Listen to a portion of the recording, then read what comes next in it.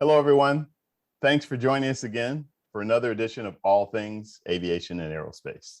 As you aspiring young aviation professionals, seasoned aviation veterans, community college and university professors, and parents all know, my bottom line goal with this webcast is to open your eyes to the wide variety of opportunities and possibilities in the aviation and aerospace industries.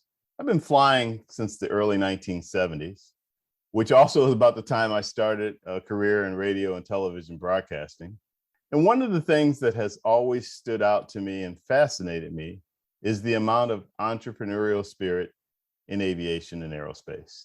And what has been happening as of late is innovative, I call it innovative aviation research, development, and execution in implementing new aviation and aerospace technology, all the things that you see happening with the space exploration and so many things that are happening in all aspects of business aviation, commercial aviation, et cetera. And our upcoming, I think what I really enjoy about this is our upcoming generation are playing a major role, but so are our seasoned professionals. So it's a collaboration of sorts where there's innovation coming from kind of both sides of the spectrum. And I think that's very effective, very cool, but it also presents a lot of opportunities and possibilities.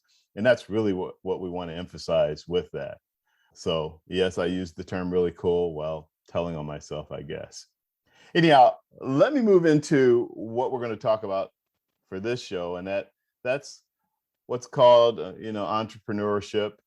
And we'll talk about the entrepreneurial spirit, which I think is something, again, that is just really interesting and fascinating. And I have two great guests.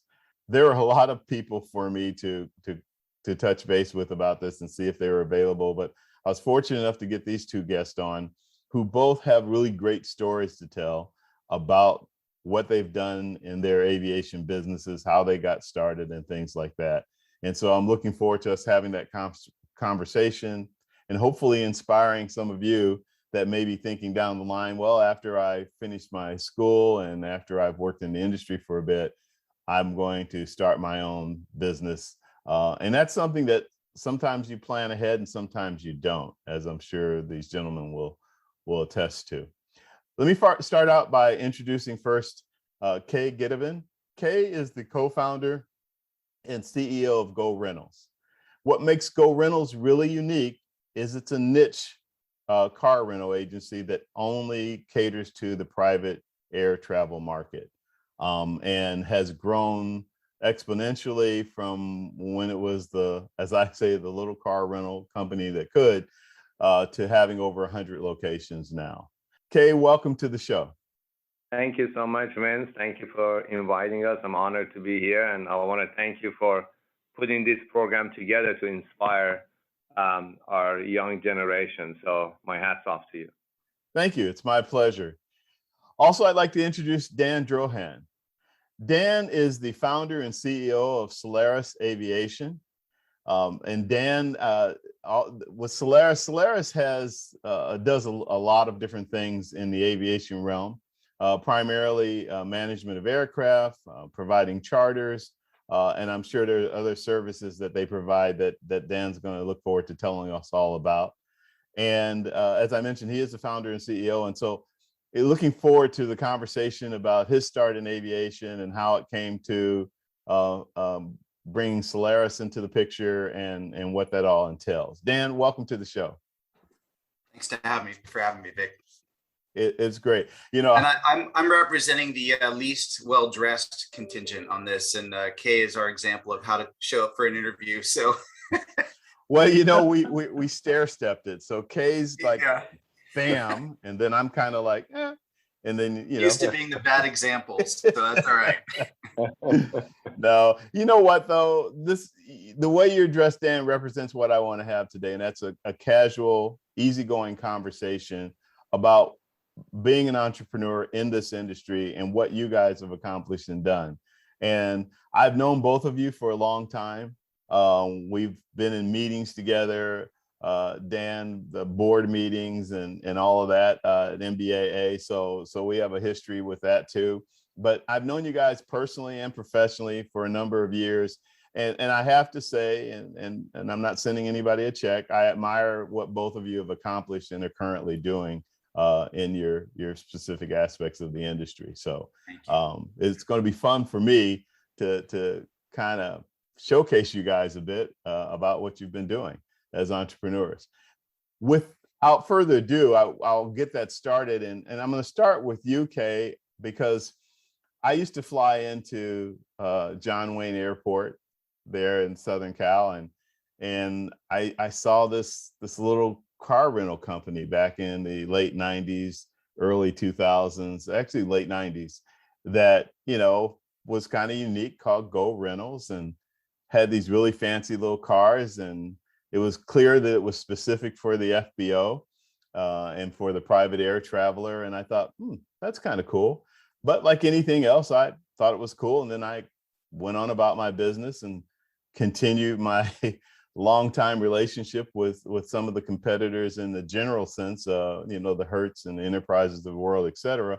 But I was fascinated initially with seeing your company, and to see the growth that it has achieved over the next couple of decades is extremely impressive.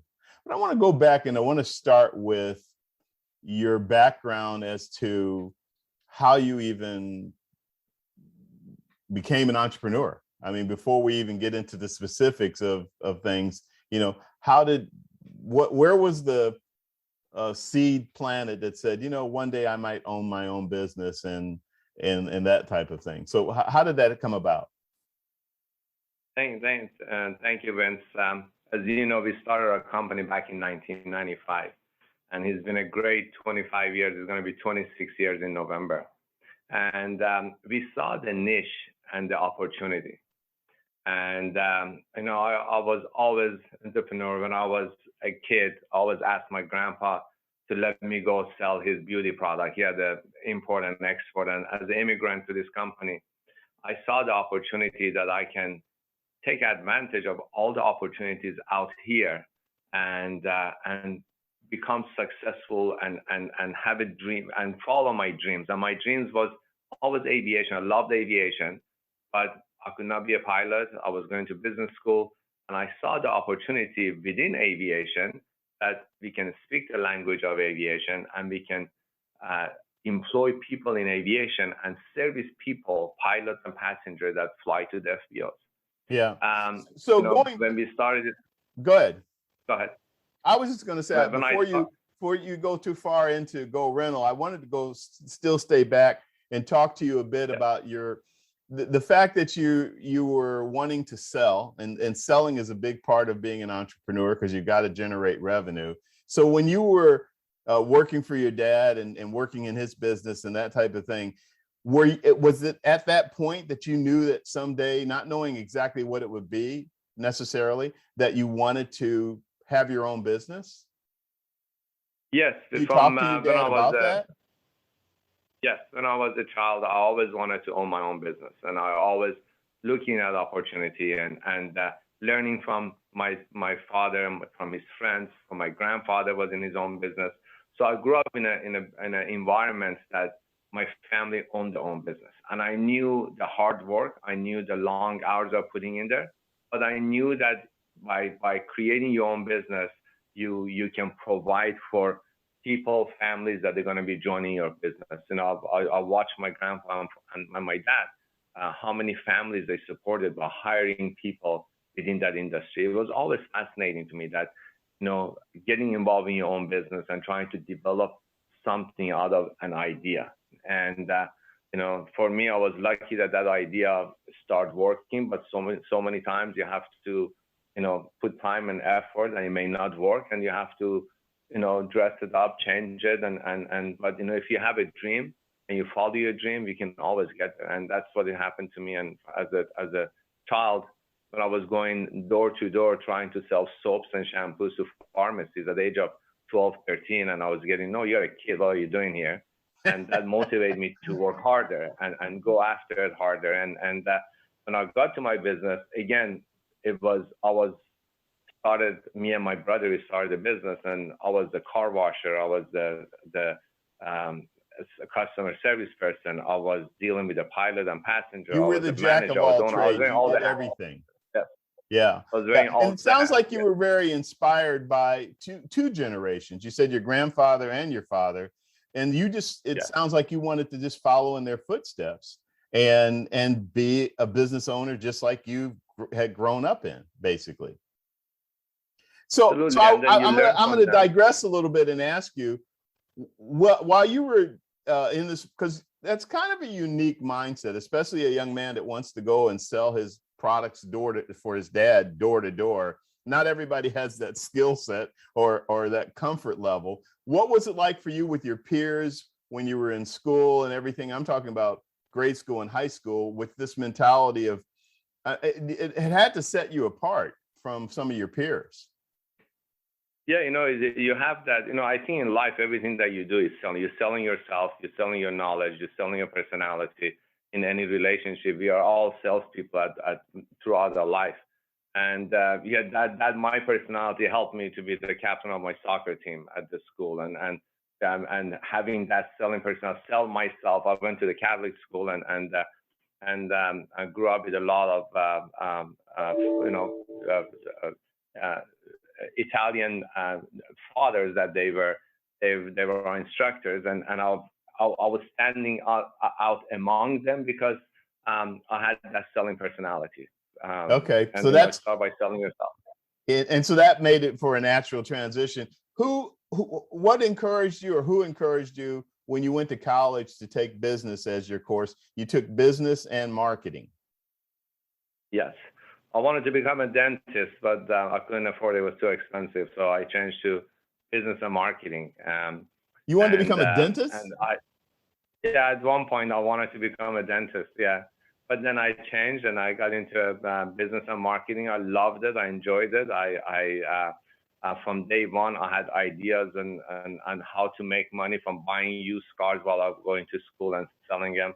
And by going to Mexico and buy Huarache sandals and bring them to US and sell them to Costco when I was into school. So I was finding ideas how I can use my selling skills and be able to pay for my college and find opportunities for my future. So I tried many things, yes, throughout my college. Yeah. No, keep going. I'm just amazed. I thought I knew a lot about you, but I didn't know this, and that's pretty interesting. But there is a common denominator from when you were a kid, and that was the selling and the marketing and products, and so that's always been. So I have a feeling if you went to into dentistry, you probably would have ended up selling dental products. Yeah.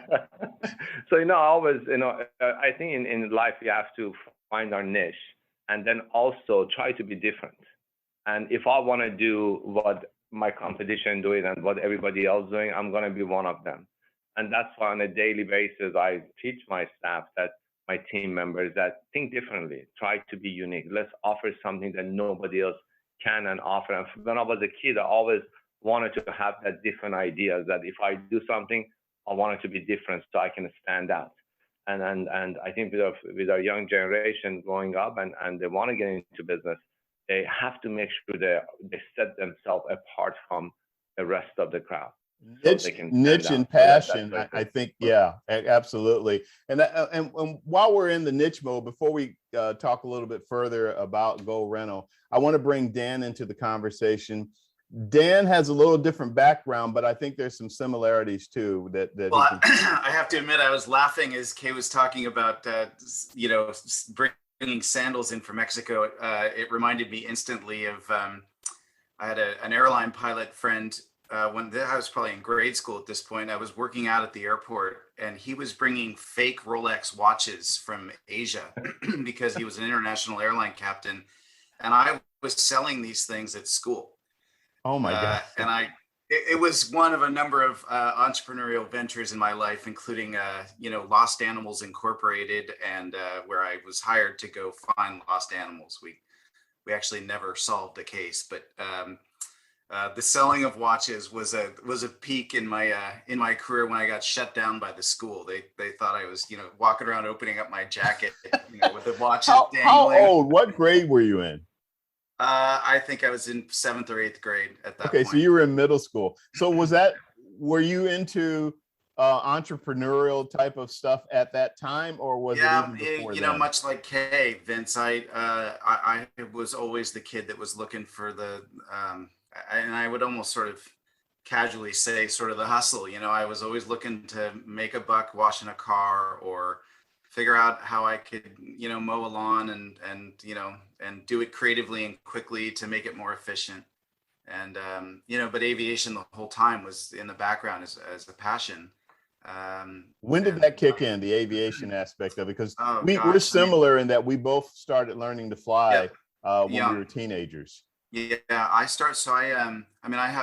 are childhood photos of me sitting, and I'm sure there are going to be people listening to this that will remember this, but Sporty's Pilot Shop did those cockpit posters. Yep. And they came out when I was probably, 8, 9 years old. And I remember one Christmas, I got my first one, and it was, a Cessna 172 or something. And I thought, it was the space shuttle at the time. Of and course. Over the next sort of, birthday and next Christmas, I added to that collection. And at one point, an entire wall of my bedroom was covered with these things, and I would change them out, and be able to sit in front of them. And, I was, 6, 7, 8 years old, like I said, when that was going on. So it was always in the back of my mind. And, did anyone in your family fly, or was this just you? No. It's sort of part of my journey, Vince, was my father died when I was a kid. And, this is probably the wrong crowd to talk about this in front of, but I was never a very good student. And so I was always sort of distracted and in other ventures, whether it was sports or aviation or, those side hustles, as we say now. Did aviation become a focus for you that kind of brought it all together? For sure. Right after my dad died, I was 12 years old, and a friend of the family got me a job at the local airport. And, again, I had already had the sort of spurred interest at that point, and he took me up there on a June morning right after I got out of I want to say it was out of 6th grade, and he sat me down on the bench and said, "Okay, figure it out." And I spent the entire day watching the world go by and all these airplanes taxiing back and forth and sitting on that bench. And he picked me up that afternoon and said, "Well, how did it go?" And I said, "Well, good. I sat on the bench all day and watched the world go by." And he said, "All right, we'll give it one more shot tomorrow." And the next morning I showed up and I sat on the bench, and about 10 o'clock, a guy came by and said, "Listen, you're not planning on sitting on that bench all day again, are you?" And I said, "Well, I don't have anything else to do." And he said, "If you wash and wax my car, I'll take you for an airplane ride at the end of the day." And I spent all day on this old BMW 2002, and there I'm dating myself now. But he took me out at the end of that day for a ride in a super decathlon that I will never forget. And it set the tone, frankly, for most of my aviation endeavors. And it lit the fire.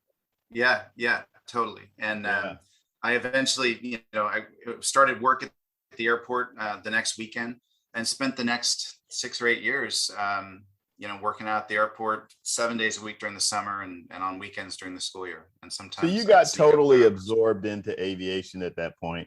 By the way, as a sidebar, I'll mention, I had a Marine One pilot that flies the president, or used to fly the president, who said he was a total screw up in school. But yet when he got focused on flying, he ended up finishing school properly and went on to college and finished that, went into the service to fly helicopters in the Marines. And the next thing you know, he's flying the president one day. So, you know? Well, Kaye said he was supposed to be a dentist, and I left for college wanting to be an architect. And I created a little sort of a bootleg charter company. I think the statute of limitations has run out on this, but my phone may ring later today with the FAA. But I started a little, another side hustle, of course, flying kids around down at school. And I came home at Christmas, and my mom said, "Why do you have all of your stuff with you?" And I said, "I'm not going back." And that was the launch of a very difficult Christmas break that ultimately led to the launching of my first business. So Yeah. So, from both of you, this is really great to hear your stories. And I appreciate both of you being very candid about your personal experiences growing up, because this current generation and the upcoming generation, this is what they're going through at a different level. They have it's a different time, but they're going through the same thing. They're trying, I'm talking to you viewers, you're trying to figure out what you want to do, how you want to do it, what's going to work best. Everybody got thrown a wrench last year with the pandemic.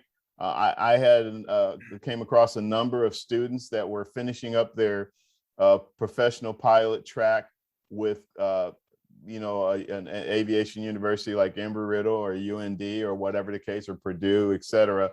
And it came to a screeching halt because of the pandemic. And it's like, this program I was supposed to transition into with one of the major airlines that was going to eventually put me in the right seat of a shuttle aircraft is not happening. What do I do? Do I wait? Do I wait until I can start building my hours again? Or do I go back into school and get my master's, or et cetera? Or do I even shift all the way and do something in aviation, but different than what I originally planned? So, and it's also great to hear both of you that it may not seem like a big deal, but trust me, having raised 3 daughters myself, for kids to hear that, you were going to be an architect and now you run this successful aviation company, and you were going to be a dentist and now you run the successful aviation company, it's really great for them to hear. So yeah, and I think the message there, and Kaye, I know you agree, is that things almost never turn out the way you planned or expected or imagined. And life has this way of handing curveballs and really soft, slow pitches that sometimes you can knock out of the park. And that's what sort of drives the excitement and the curiosity of the whole process, for me anyway. yeah, absolutely. Kaye, you probably can chime in on that, because you actually, after school, went into real estate, if I remember correctly, and did that for a while. Tell us about that and the transition to you and your brother coming up with this idea for Go Rentals. Yes, after graduating, I started in real estate, and because I believed in my selling technique, which my selling technique was building relationships and telling stories, and that helped me to become in my area to become a good salesperson. I got into real estate. My first year, I became a rookie of the year among 6,000 agents in the country. I sold more real estate, and I was that commercial real estate or residential? I did residential. I did both. My first transaction was I sold a church. I didn't know you can sell a church, but I sold a church. That's my very first transaction. Then the second one, I got lucky. I sold a train depot, a train station, and then I started selling homes. And so, talk about variety. I know. So then they saw I'm selling very well. I was promoted to become the manager of our real estate company, overlooking 75 people. I was the youngest manager at the age of 22 become the real estate manager in the country. And then I was promoted to manage multiple offices, over 500 agents. And my offices in the country became, one of them was #1 in the country, which to this day still exists in Orange County. And then during, I spent 3-4 years in real estate, and then my brother and I decided to follow our dreams in terms of owning our own business and get into aviation business. That it was our dream. And why the car business in aviation though? I'm sorry, but why the car business in aviation? What was the spark that said, you know what, let's start our own car rental company specific to private aviation? So Dan can probably testify to that. When our clientele, our top 1% that they fly to their field, time is of the essence.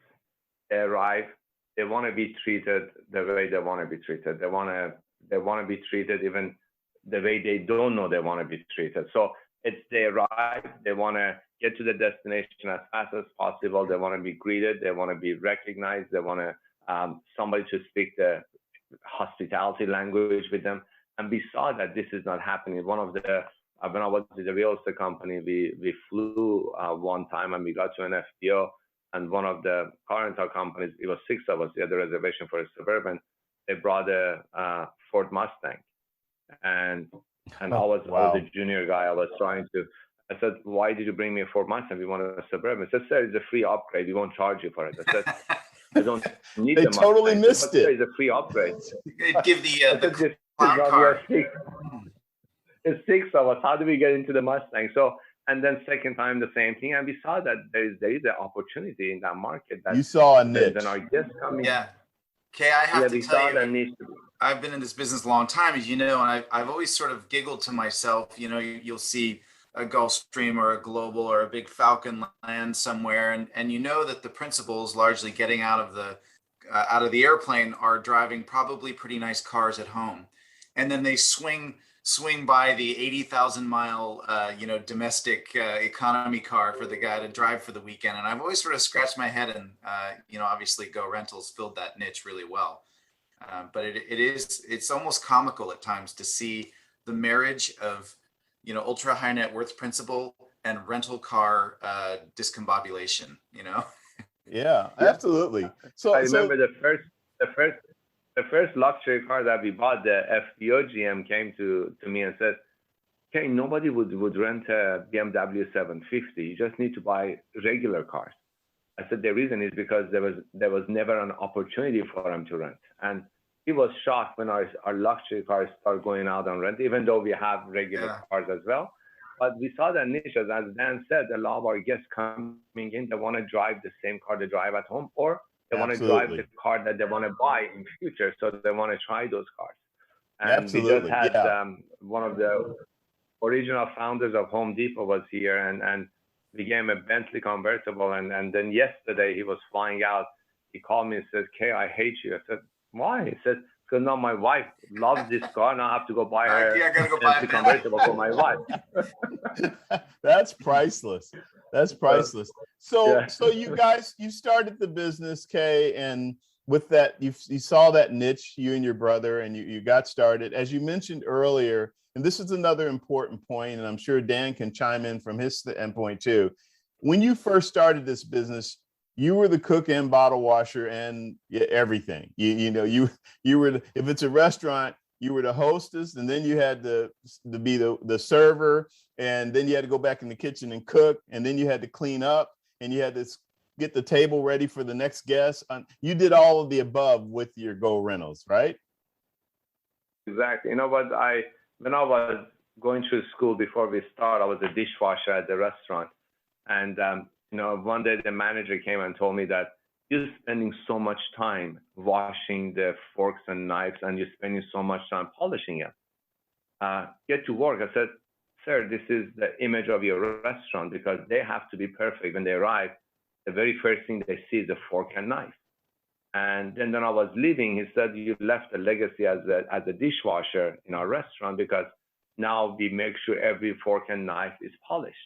And I brought that same mentality to our business, that I wanted to make sure that from day one, we started with 7 cars, and we had to borrow money to buy those 7 cars, get a loan, and we started with 7 cars. But I wanted to make sure those 7 cars, every time our guests are getting into those 7 cars, is cleaner than the car that they have at home, because they come with the Dan's planes, arrive at our FBOs, they come from a beautiful plane, they have to get into a beautiful, detailed, sanitized car. So I started sanitizing our car myself 25 years ago, because I didn't want anybody to catch a cold sitting in our cars. So paying attention to details has helped us. And to this day, when I go to our over 100 locations across the country, the very first thing I do, I go to our detailing center, I go to our cars, make sure every car is perfect, because that's what Dan's clients need, and that's what our private aviation need, that from air to ground, everything needs to be perfect. And since I'm an aviation company, I know what our crew wants, what our passenger wants, and we have to make sure we speak the language and provide that. Yeah, Dan, I heard you had to be the car washer. We had to be. No, I'm smiling and nodding, because Kay probably doesn't even know this, but I remember bringing clients down in those very early days of Go Rentals. into LA and watching, all of that take place and seeing people's reaction to it. So I got to watch Kaye's entrepreneurial life journey from the other side, and seeing how it was impacting my customers and me, frankly, because I was a Go Rentals client early on myself. And so it's inspiring to hear how he was thinking about, sort of how the sausage is made. And I think as people think about their careers, again, as I said earlier, things don't ever work out like you think they're going to.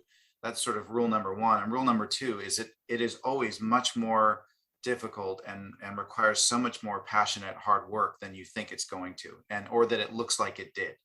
Yeah. So somebody might look at Go Rentals today and think it's just, that somebody put, a couple $1 billion on the table and said, build a rental car company. That is just not how these things work out. And I will tell you that if there is one hallmark of these things, and Kaye is gonna nod his head this time, I don't think you can call yourself an entrepreneur until you've almost not made payroll. In the early days of my first business, which led to Solairus later, you had to be the chief cook and bottle washer. You had to fly the trips, and then you were spending your night times doing billing and planning maintenance events and working through HR matters. And then you were flying the next day. And while you were on the road, you were working on accounting and marketing, and you got to hustle. And I think ultimately, as people think about entrepreneurship, that's why you hear the word passion so much, because it is the one thing that transcends laziness or tiredness or unwillingness to continue or frustration or negative thoughts around process or success. Is that when something is driven from a gut level around passion, it usually can transcend all of those things.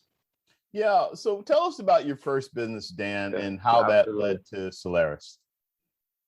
So my first, when I got back from my short stint at college, and again, Vince, I know you've got a lot of college kids on here, so me talking about dropping out of college is probably the last thing anybody wants to hear. But and I did try to go back several times, but would end up sitting in these classes so frustrated. And I actually found an old book from a college course, and it was just filled with notes around getting the business launched. And it was Dan, it is very real. So I actually appreciate you being so candid about it, because it's a very real thing, and a lot of young people who are currently in college, have that conversation with their self or with their family or whatever, trying to figure out, do I need to really finish this? I think it explains why so many kids go through 2 or 3 majors. My kids went to a university that said they didn't have to declare until the end of their second year, which really caught us off guard. We're like, what? They're like, well, no, I'll tell you, it takes kids 2 years to figure out what they want to do. Absolutely. And I, not to segue off of the Sunset and Solairus story, but I have 3 sons, and my oldest is now a 21-year-old freshman at the Citadel, having taken a couple of years off to pursue a passion around firefighting. My middle one is in the middle of his gap year, getting all of his flying ratings. And I suspect we will do the same thing with our third if he wants to do it. I have said, though I am not a college graduate, that college is important if you think it's important. And it may not be for everyone's journey. And I will tell you that, as I look around our executive team at Solairus, we've got MBAs and we've got former military aviators. We've got a whole swath of different backgrounds and different people. And I think that's what makes the organization unique. But it looks so much like all the other ones in the industry. It's people. And I don't mean to sort of use that buzzword or a cliche term, but you mix passion and people, or passion and good people who are motivated, and there's some pretty crazy things that can happen. And ultimately that was sort of our journey. Absolutely. And I don't want to digress too far, because I still want to hear about your first business to Solairus. But that brings back a conversation I had briefly with you about a young lady at the Pittsburgh Institute of Aeronautics on a 2-year program for maintenance. Just graduated in August and was offered a job at SpaceX. Yeah. Who knew? I mean, generally, most kids listening and watching this show, or most young people, I should say, they don't like us calling them kids, but they are to us, watching the show are probably thinking, oh gosh, to work at SpaceX or Blue Origin or or Virgin Galactic or any of those, you have to have a degree in aerospace or aeronautical engineering or degrees of that type to get that position. This young lady is all into everything that has to do with being an A&P, and it turns out that even the SpaceX of the world need an A&P, or need A&P. So it comes back to your point, Dan. Not everybody is supposed to be go to a 4-year college. Yeah, well, and I'll tell you, our work, obviously, we are very fortunate to work with some brilliant minds and people that have done amazing things, both in long careers and shorter careers than you would imagine, to get where they are. But the one thing that I think sort of symbolically around what they would all say when asked, what does it take to get from where they were to where they are, they're all going to say, a willingness to believe and understand that anything is possible. And I don't mean to sound sort of Pollyannish about that, and it's very easy to think that way. But I'll tell you, it really is true. You have to believe that anything is possible. And there is no one track. I think in the industry, on the aviation side, we have done a fairly poor job of addressing two groups of future candidates. One are transitioning military aviators. And the second, frankly, are fledgling pilots. We have these great university programs that get students up to a certain point, and then they go off into this abyss. Until they hit some hourly threshold that somebody arbitrarily decided on 25 or 30 years ago, that somehow, 1,500 or 2,500 or whatever it was the magic number you had to have. When ultimately there's no science or data behind that really backs that up. No, I agree with that. And I think that I do know, at least on the commercial airline side, that there are 3 airlines in particular, Delta, United, and Southwest, that get that. And they've all created programs to help try to transition, to try to fill that gap and create a transition that is more productive and more realistic for somebody that just got their 4-year degree and finished their professional pilot track and maybe has 800 hours or whatever the case, but they're still short of what's needed to actually transition into the industry and get a job. Those innovative programs couldn't be coming at a better time. And I think business aviation needs to catch up on that front. We're working on some things at Solairus in that regard. But we sort of hope that as an industry, we're going to start seeing improvement because frankly, and I don't look at the airlines as competitors much, but we're getting our clock cleaned on the business aviation side when it comes to that right now. Sure. Let's talk about your business and how it transitioned to Solairus, because I don't want to lose our time, and I still have a couple of things we want to hear from.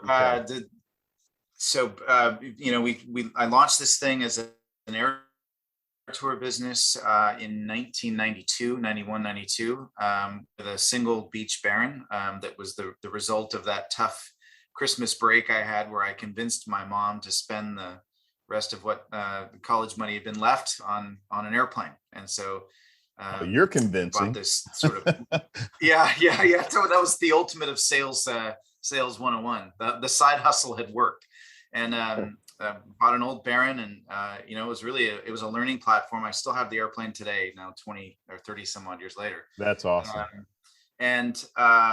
Ultimately started as an air tour company that transitioned into charter, and that grew over the course of about 15 years. And we turned Sunset into, and when I say we, I mean every person that was part of Sunset at any given time, and that includes pilots that were there for a year, to some of the guys and gals that are on our executive team now that were part of it. So wow. We grew that over about 15 years, and we were approached by a private equity group originally, I think in about 2005, that was doing a roll-up of regional charter operators. The company was called Jet Direct, and I'm sure there are people that are watching that remember all this. Kaye, I know you certainly did. You probably got a few scars from that yourself.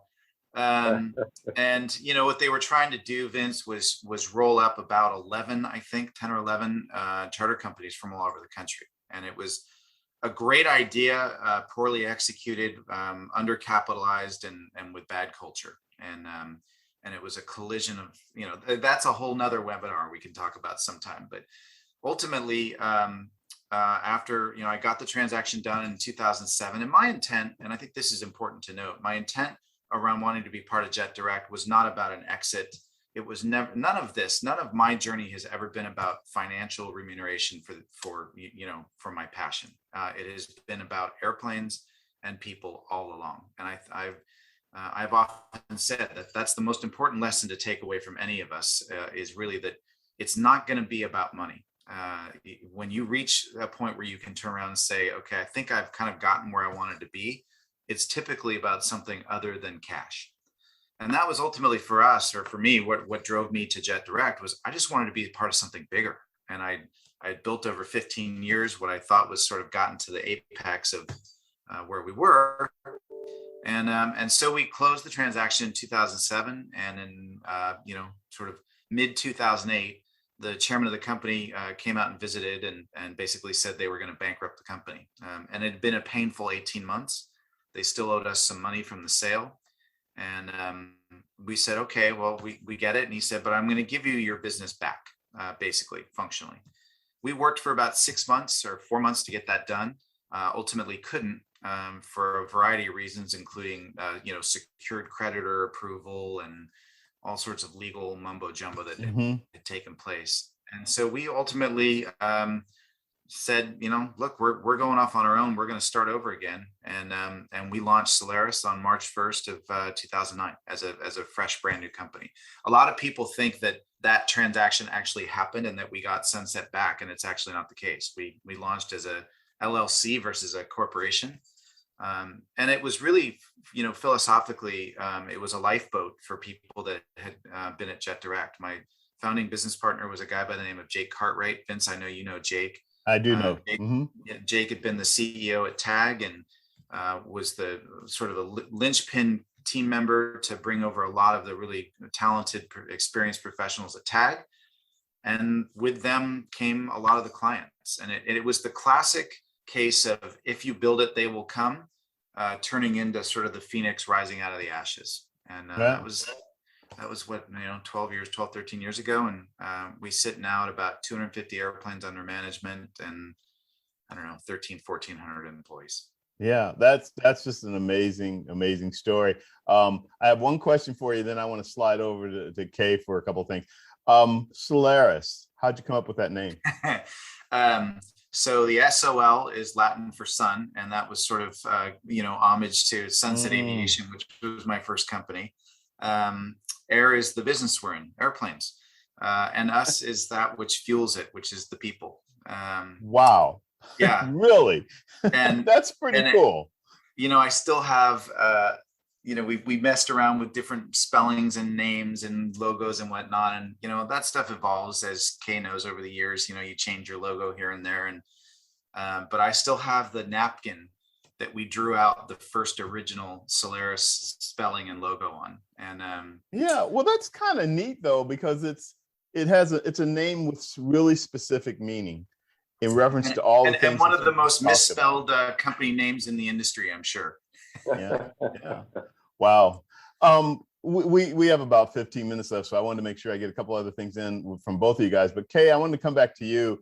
When Dan was talking about the value of the employees, you and I kind of had that conversation the other day too, about the importance of and the value of having good employees with good intentions that help you build a business like your business has been able to. I happen to know one of your employees really well and know that she's been a loyal employee to you for a number of years, and you reward that and you welcome that.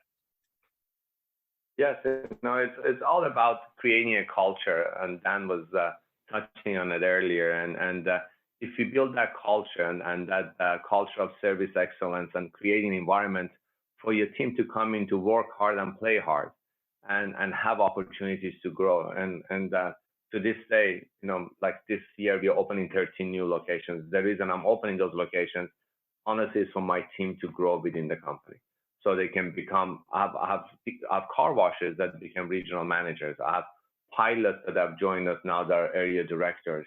So my goal is to provide locations and opportunities for our team so it can grow within the aviation industry. And having the right people is very important, because for us, aviation hospitality is very important. And I think we are the only company in the world that we meet and greet the front of the plane and the back of the plane when they upon arrival and upon departure. So we are the only company that we are TSA approved. We can go on the ramp, and we are badged. All of my staff, they go through a flight safety training, and we make sure that they understand the safety on the ramp. We drive on the ramp. So when the guest arrives, on behalf of Solairus and our other partners and the FPO, we welcome them to the city, to the FPO. We have to create that first memorable impression. And also, we have to make sure that when they depart, we create that farewell impression, so they will remember that and come back. One thing that we always talk about in our business, in Dan's business, people come spend a lot of money with us. They fly or they rent a car for the vacation business, but then when they leave with a receipt. But when you go to a mall, you spend that money, the $2, $3, $4, $5, $10,000. You can go to a designer store, go to jewelry store, buy something tangible. But for us, they pay for the service, and we have to make sure that service is so memorable that they will come back again to Solairus and Go Rental. So we have to make sure that receipt that we hand to our guests is filled with memory, because our people fly privately for the safety, for the convenience, for the luxury of it. So we have to make sure we combine all that and make sure it's a memorable experience. So having the right team member that understand and believing in the culture and understand and learn aviation is very important, because they have to speak the language of our guests. So this is kind of old school from the customer service standpoint, because some of the most successful companies also have some of the greatest customer service on the planet. And it's interesting for me to hear that from both of you in your different aspects of the industry, but that's a main emphasis. I wanted to ask you, and I'm going back a little bit on this, Kaye, where do you think you get that from? Because you have been customer service oriented for a long time. Sounds like going back to almost your childhood. So did that come from your dad, or where does that originate? You have to have that servant heart.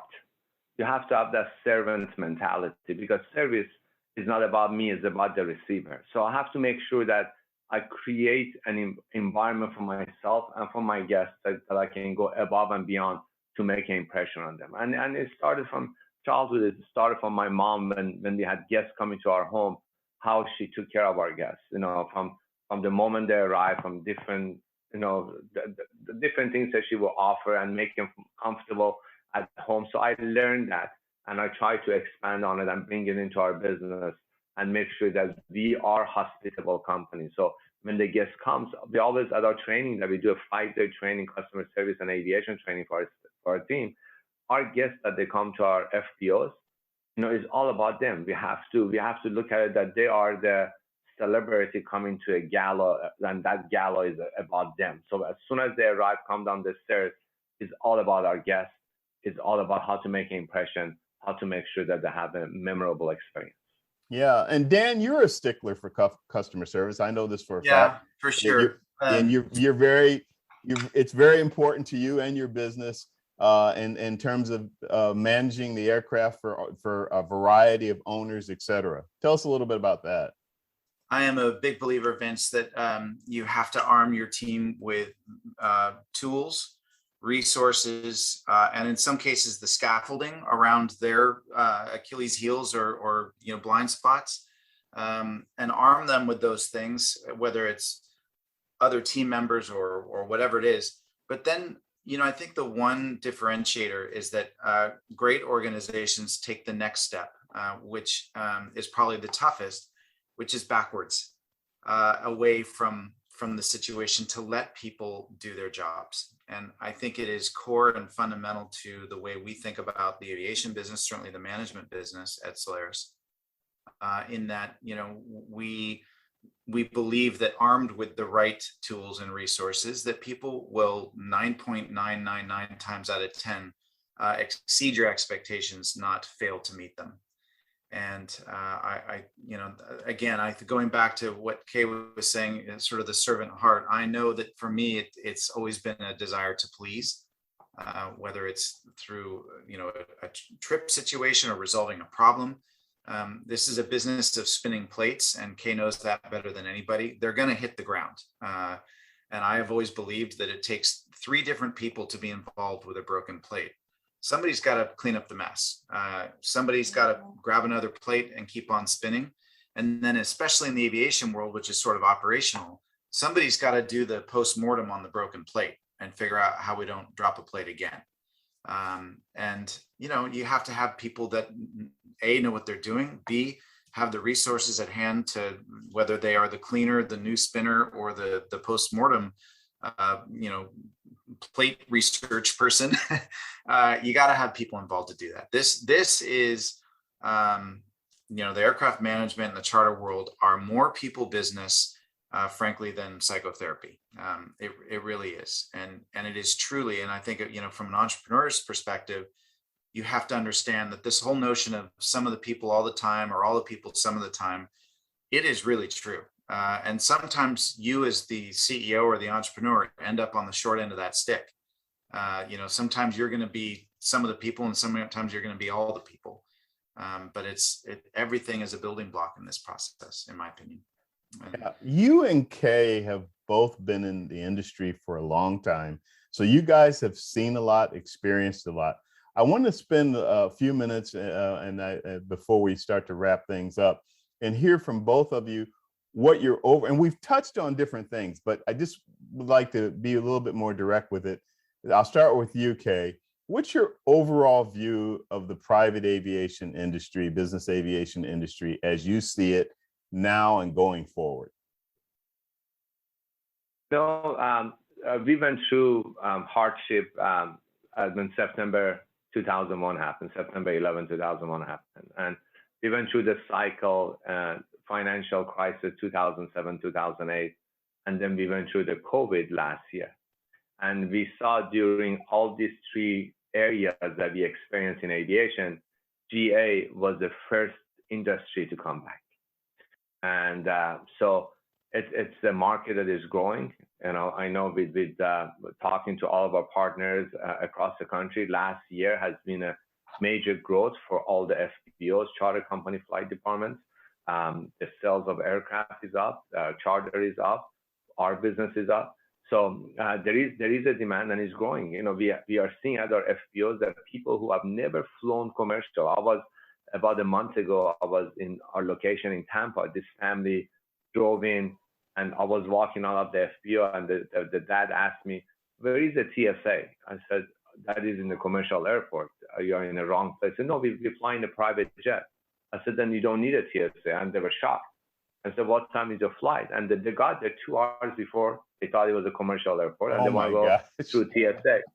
So now, after flying private, they're never going to go back to commercial. They experienced that.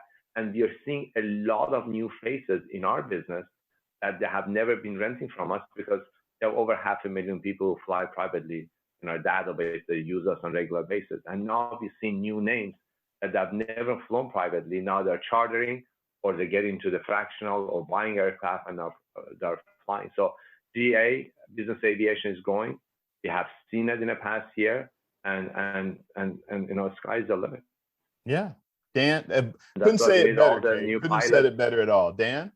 Yeah, no, and obviously in the Go rental world, they see it, frontline.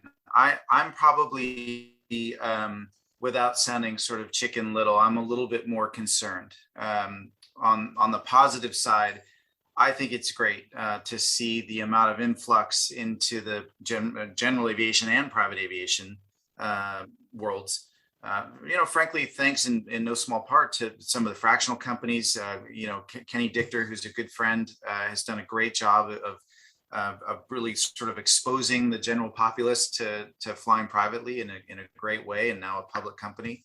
So these are all positive things that have happened. We are seeing the lowest percentage of used aircraft available on the resale market, I think historically, probably by now. We are seeing basically every viable candidate has a full-time job that wants to be working. I flip a little bit more over to the concern side, which is that I think the entire industry is overpressurized right now. And it's a term I'm using because I'm seeing it every day. I literally, while we've been sitting here talking, I am watching an email thread go down about an FBO issue. Every ancillary support infrastructure company and vendor that we're dealing with right now is feeling this. It's too many flights. Airplanes are flying more hours than they've ever flown. Pilots are working more days than they've ever, pilots and flight attendants and maintenance supervisors, everybody's working harder and stretched thinner than they've ever been. And this isn't just relative to what last year was like. This is when we go back and look historically. So I think that, if we truly believe that recognizing something going on as a trend is the first step to breaking the chain of events that leads to incident, I think we have to recognize what's going on in the industry right now. And it drives that much more focus on what we're doing to bring some of the folks that are watching this video up into the industry as part of the solution. Because if we're holding back people and pushing back on, again, resources, tools, and scaffolding, then we're not doing ourselves any good. We've had 2 business aviation fatalities in 60 days, and that's a lot. It's too many. And we accept that, accidents happen and we've got to do everything we can to prevent them. But I worry that overpressurized state of the industry can push us as an industry and as a general populace to an edge. And so it's a conversation we're having right now. Again, overall, I couldn't be more thrilled that business aviation is finally getting its day in the sun. And Kaye, you remember back when we both started our businesses, it was only for celebrities and rock stars and the uber rich. And it's just not anymore. I mean, you see it on social media everywhere. I mean, we've got certain companies that are advertising on news channels and whatnot. It's really cool to see that something that has been a passion for both of us, Kaye, has become kind of mainstream in an odd way. But at the same time, there's a lot that's going on underneath the blanket, so to speak, that people need to be aware of and focused on and part of the solution in preventing tragedy, frankly. Yeah, Dan, thanks for sharing that side of it too. It's always good to hear both sides of even a positive picture. And I think that's a very realistic perspective that you've given us on this. We are out of time, but I wanted to give each of you a chance to give any parting words of advice with regard to the aspiring young aviation professionals and just some parting words of what you would like to share with them as we wrap things up. Kaye, I'll start with you. No, we talked about is being passionate is very important. Don't take no for an answer. Educate yourself, learn, and be able to change with the market. It's very important. But dream big, go after your dream, and you will make it. Yeah, simply I think that's put. a great point. Go ahead, Dan. Yeah, and I would just add to that: stick with what you know and love, and worry about figuring out how to make money doing it later. You will survive through your passion, in my opinion. Well, and the money will come. You gotta go through the steps too. Yeah. Yep, that's right. The money will come. So that's a really great point. And I think. Go ahead, Kaye. I've 2 friends. They both wanted to start a restaurant. One went in and started washing dishes, cooking, working in the restaurant. And right now he's 2 of the most amazing restaurants, successful restaurants in Newport Beach, California. The other friend wanted to be the owner without working in the restaurant. And within 3 years, he had to shut down his business and he lost a lot of money. So my advice is, don't try to go in for that top position. Go inside, learn it, work it, and get the experience and move up. And the position and the money will come after you learn the business. And there's the 2 books I tell people to read. One is the 10,000 hours. That it shows that you have to work 10,000 hours before you can say you know something. And the other one, From Good to Great. So those are 2 good books that I give my staff to read. So hopefully our young generation will read those and be passionate about what they do. Our industry needs you. So looking forward to, Dan and I will do anything for you guys. If anything we can assist you, we are here for you guys.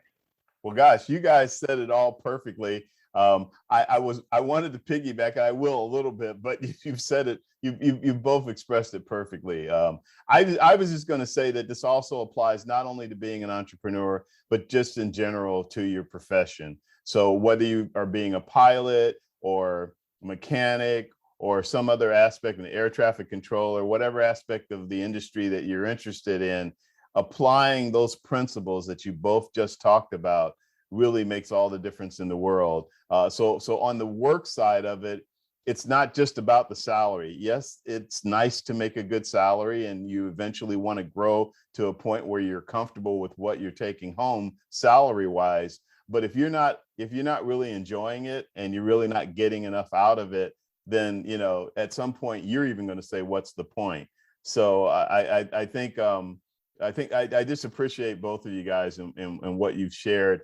I really appreciate both of your candor about your backgrounds again, and about what you've been through, the challenges you face, the positive and the negative, to get where you are. So I want to thank both of you sincerely for being on the show today. Wish you both the best with your businesses. Kaye Gitibin with Go Rentals, Dan Drohan with Solairus, which I just love now that I know where the name came from. I think that's just pretty darn cool. And Yeah. Kaye, I'm not slighting you, because Go Rentals is straight to the point. So, but I appreciate both of you being on the show, and I want to thank you both. Thanks for having me, Vince. And we want to thank you too for always inspiring the young generation. Thank you, Vince. You're doing an amazing job, and we are very proud of knowing you and being your friend. So thank you for all you do for a young generation. I appreciate that. I think we are in a position now where we're having another cycle of greatness in aviation and aerospace, with the new technology and the urban air mobility and all the other things that are coming about, and things like the Autoland system in a small plane, and just all of that, I think is fantastic. And it's the younger generation, it's the next group that's coming up. They're the ones with all the genius and the ability to take this stuff forward. So whatever this show and anybody out there, as you mentioned earlier, Dan, whatever anyone can do to mentor the next generation, it's definitely needed and welcome.